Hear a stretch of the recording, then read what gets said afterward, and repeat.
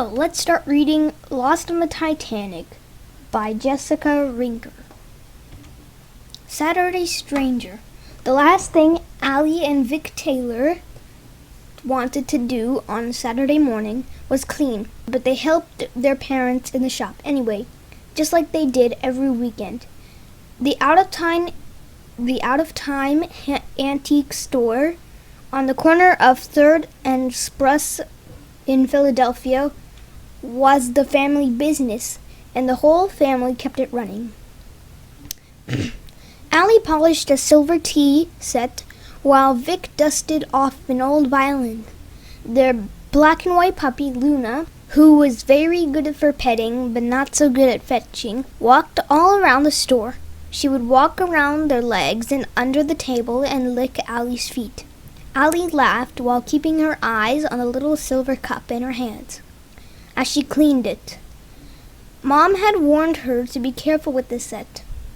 Mom was hoping to find the teapot to go with it, but Allie hadn't found it in the pile of stuff yet. While she worked, Luna's sweet brown eyes and wiggly tail were begging Allie to take her out.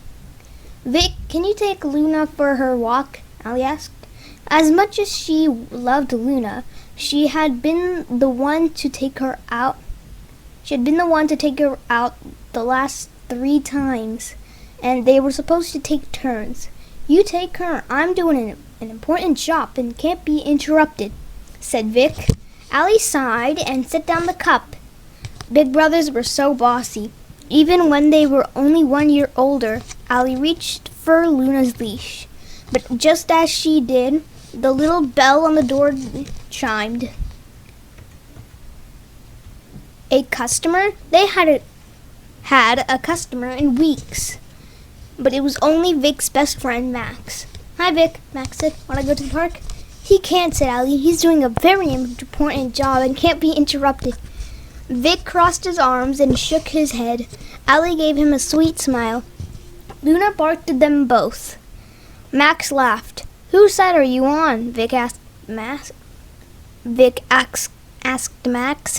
"Luna's," he said, grinning.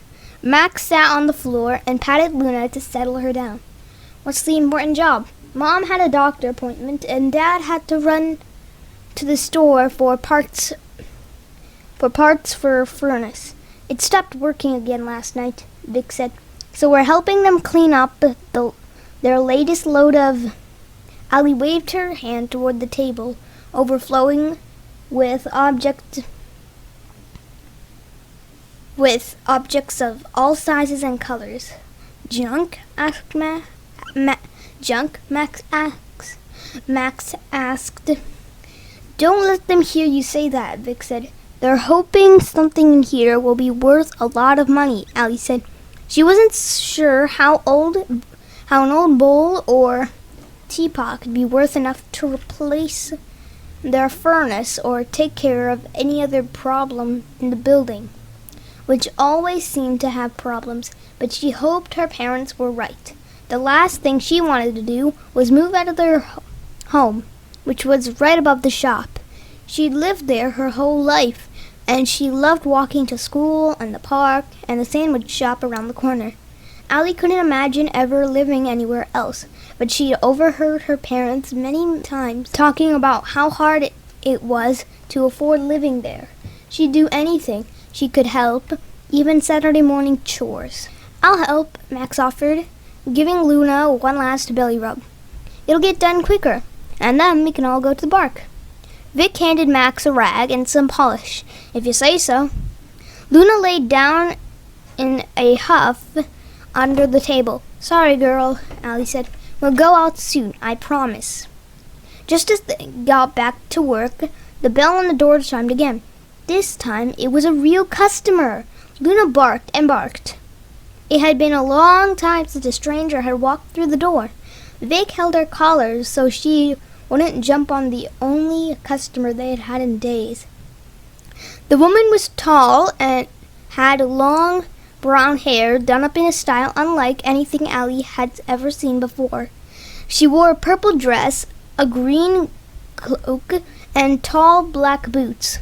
She was She had a red bag strapped around her waist. But what really stood out were her honey-colored eyes. Something about the woman was familiar, but Allie couldn't quite figure out what. "Can we help you?" Allie asked. "I'm looking for Allison and Victor Taylor," the woman said. She had an accent that none of the kids recognized. Do you know them? I'm Victor, but everyone calls me Vic. And this is my sister, Allie." "Do you mean you want to talk to our parents?" "No," the woman said.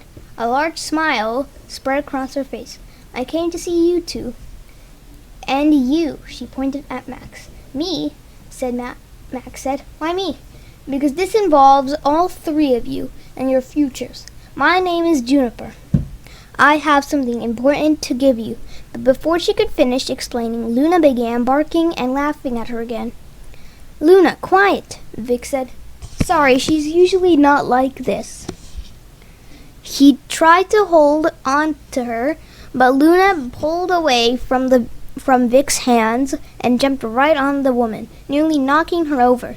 Something round and glowing fell from the woman's hands with a loud thunk. It jingled as it rolled across the floor. All three kids grabbed for it, but no one could move quicker than Luna. She gobbled up the glowing ball in one gulp. Chapter 2, The Infinity Spinner. "Luna!" Vic yelled. "No!" "It's too late," Allie said. She tried to look in Luna's mouth. She swallowed it. "Hey, at least Luna's fetched," said Max. "Fetching usually involves bringing the ball back," Juniper said. Allie couldn't tell if she was angry or making a joke, but she looked worried. "Excuse me, ma'am, but what was that thing?" Allie asked. She imagined all kinds of bad things happening to Luna. It was glowing. "It's not going to explode, is it?" She wrapped her arms around Luna. No, Juniper sighed, as if she saw this sort of things every day. "Nothing of the sort. Luna will be just fine. Fine. I don't think it's good for her to swallow anything whole," Vic said. "We should probably take her to the VET." He had to spell it because Luna hated going to the veterinarian, and she'd run and hide if she heard him say the word out loud. Good idea, said Juniper, because we need that infinity spinner back. The sooner the better. I have a lot to teach you. Allie looked at Vic, who looked at Max. What's an infinity spinner? Max asked. And will it do something bad to Luna? Allie asked. It won't do anything, at least not on its own. It's like a GPS that works in time and space, Juniper said, but it can't fall into the wrong hands. She looked at Luna, or stomachs. Juniper must have been able to tell that Allie wasn't believing any of this, because she said, I know it sounds crazy, but your future depends on us getting that spinner back. What is that supposed to mean? Vic asked. I will explain everything once the vet...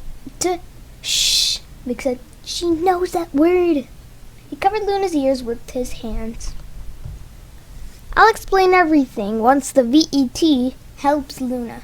I promise, but we don't have a lot of time to waste, said Juniper. Allie ran over to her parents' desks and found the vet's number. Her hands were shaking, so Vic took the phone and made the call. When he told them it was an emergency, Allie's heart felt like it was beating extra hard. If only she had taken Luna out earlier, none of this would have happened to Luna. None of this would have happened. Luna was only a puppy. She didn't know any better. Everything will be okay, Max. Everything will be okay. Max brought the leash to Allie. Allie attached it to Luna's collar, and all 5 of them left the little shop on the corner. We walked to the VET all the time, Allie told Juniper. She gets into a lot of trouble. Juniper laughed. I know. Max raised his eyebrows at Allie. She shrugged. Maybe Juniper had seen them walking to the vet before. She didn't care. She just wanted Luna to be safe. Luna seemed to be feeling fine, but when they got closer to the vet, the dog realized where they were going. She began bouncing and barking. Luna pulled so hard she nearly dragged Allie off the sidewalk. Juniper tried to help, but before she could, Luna twisted just right and slipped out of her collar. She ran down the sidewalk and away from the vet, dashing between people as she went. Luna! All three kids yelled and chased after her. Juniper yelled for them to wait for her, but they kept going. They had to stop Luna from running away, or worse, running into traffic. Max was the fastest, sprinting ahead of Vic and Allie. Luna looked back at them twice, but she just kept running. It looked like she was even smiling at them, enjoying the chase. Luna! Allie pretended that she had something in her hand. Treat! Genius, Max said. Luna stopped running. She turned to them. She sniffed the sidewalk. She sniffed a man's shoe. That someone had stopped to help. All three kids ran toward him, but he had a smile on his face that wasn't entirely friendly, and he was wearing a long cloak like Juniper's, only it looked like it was made out of something like tin foil, which didn't make any sense in the middle of the afternoon. Actually, it didn't make any sense at all. Allie did not like the look on his face, and she wanted her puppy back. No, Juniper yelled when she saw him, startling everyone. The man let go of Luna and ran. Luna went right on sniffing. Who was that? Vic asked. Just get the dog, Juniper yelled. Fast! And Luna started chasing her tail. What in the world is she doing? Allie asked. I think she forgot about the VET, Max said. Now's her chance to catch her, Allie said. They snuck up on Luna as she spun 5 times, happily playing with her own tail like it was the very first time she'd seen it. But just as Vic was about to grab her, they were blinded by a flash of light, and the 3 of them were lifted off their feet, and everything seemed to spin. The last thing Allie heard was Juniper yelling, Wait! When the flash of light was gone, and the spinning stopped, Allie rubbed her eyes. They were no longer standing on a sidewalk in the city. They were in the middle of the ocean, on the deck of a very large ship. Chapter 3. All aboard! Allie grabbed the railing. Luna was nowhere in sight. Allie tried not to panic, but Luna was still so young. How would she know what to do on a ship? How would they know what to do on a ship? This had to be some kind of strange dream. Allie stared at the enormous stacks above them. Max leaned over the railing and peered at the ragging waves beneath the ship. The air was very cold and damp. It made Allie's nose and throat hurt a little. Max was the first to speak. What just happened?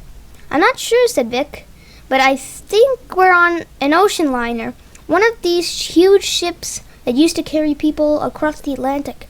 It looks like we're on the Titanic, Allie whispered. It looks like we're on the Titanic, Allie whispered. Although she was worried about Luna, history was Allie's favorite subject, and she couldn't help but be amazed at what she saw.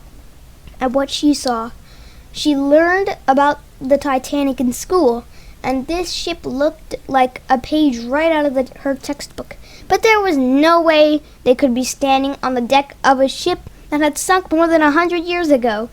Yes, Vic said, exactly like the Titanic. But he looked like he didn't believe what he was saying. He also looked a little scared. That worried Allie. Vic was never afraid of anything. That's not possible, Max said, as a man wearing a top hat and a long coat came toward them, looking at the 3 of them like they were creatures from another planet. As the man walked past, Max reached up and tapped the man's hat. Max! Allie grabbed his arm. Fortunately, the well-dressed man kept walking. I know it's not possible, but we're looking at it, Vic said. 1 second you were trying to catch Luna, and the next we're standing here. Her spinning must have sent us here, Allie said. Her spinning and that spinner stuck inside her. Allie thought about poor Luna, lost on this huge ship all by herself. The poor pup had never ever seen the ocean. Just like Juniper said, a GPS for time and space, Max said. What if she was telling the truth? What if it turned Luna into a portal of some sort? Where is Luna? Allie asked. She looked down at the deck in both directions, and all she saw were people in the distance. The ship was so big, it was like looking down several city blocks. It's freezing. We have to find her and get home. How do you suppose we do that? Max asked. Swim? Allie hugged herself to keep warm. If we're right, and Luna's a portal and chasing her tail got us here, chasing her tail again has to get us back, right? Neither of the boys answered. They walked the deck for a while, looking for the black and white dog. They passed lifeboats hanging above the deck and large red and white flotation rings. Everywhere they looked, there were doors and passageways leading off the deck. Allie might have actually enjoyed exploring the massive ship if she weren't so worried about Luna and getting home. Every once in a while, they called Luna's name, but there was no sign of her, and Allie wasn't sure if Luna would even be able to hear them over the crashing waves and groaning ship engines. She also wondered if maybe Luna hadn't made it to the ship in the first place. Maybe she'd spun off somewhere else. Maybe the three of them were stuck there. If Vic was right and this was the Titanic, they were in very big trouble. As they turned the corner near the front of the ship, a man dressed in a white cap and black jacket with lots of buttons stopped them. Allie knew he had to be part of the crew. His name tag said, Officer Lowe. What are you kids doing up here? Officer Lowe asked. He had a British accent. His nose was red from the cold. Get back to quarters. This section is for first-class passengers only. The officer stood still, blocking their way. Allie saw a few people behind him. Women dressed in full ruffled gowns and men dressed in all black. No one was wearing jeans or sweatshirts like she and the boys were. Everyone looked elegant and old-fashioned like the people in the antiques photographs her parents never sold. But there was still no sign of Luna. Sir, Allie asked, what is the name of the ship? Officer Lowe looked at her like she was trying to start trouble. Little lady, unless you are a stowaway, you know perfectly well you're on board the unsinkable Titanic. Now off you go. Get back to third class where you and the other ruffians belong. Yes, sir, Vic said, trying to pull his sister and best friend along. We're leaving. Sorry to bother you. Vic and Al and Max turned and quickly walked back in the direction they'd come from. Well, I think we now know for sure what the infinity spinner does, Vic said. He stopped walking and pointed to one of the flotation rings. What? Asked Max, but Allie already saw what Vic was pointing at.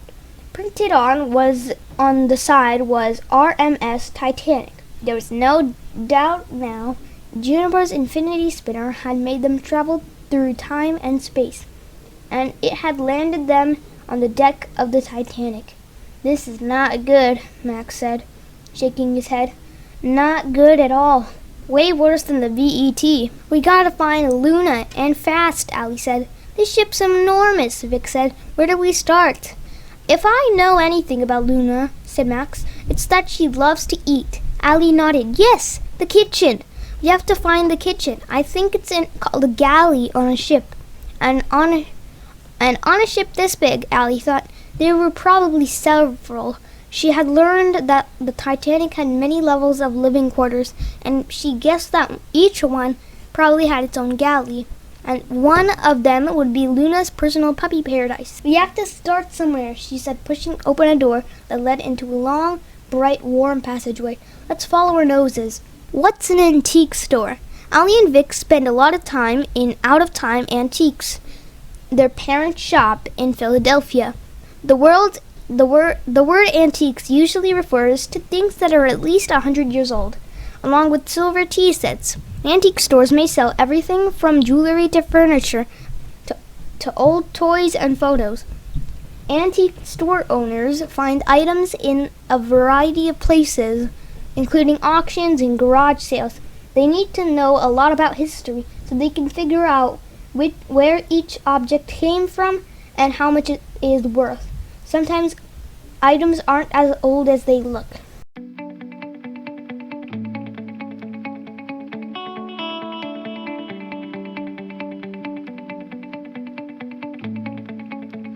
Thank you for watching. If you like this video, please subscribe to my channel, give a like, and hit the notification bell for more updates. And I will see you in my next video.